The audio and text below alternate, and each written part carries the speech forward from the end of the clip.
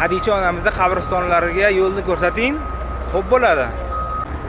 Barchamizga mashhur bo'lgan Bobis Salom eshigi tepadan ko'prik bor.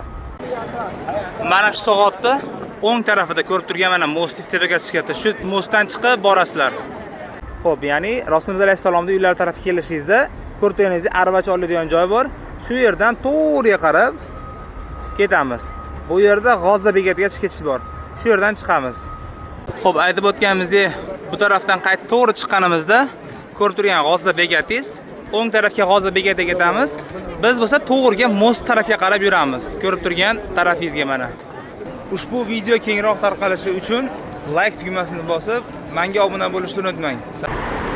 To'g'ri ko'prikdan o'tib, ikkinchi ko'prikdan ustidan o'tishimiz bilan ko'rib turganingizdek, Jannatul Mualla Hadicha radhiyallohu anha onamiz, Rasululloh alayhisalomning bobolari Abdul Muttalib, amakilari Abu Talib, o'g'illari Qosim va boshqa ko'plab sahobiylarning qabrlari shu joyda joylashgan. Yaqinda keluvchilarga jo'natib qo'yamiz. Albatta ziyorat maqsadida bu yerlarga kelishsin.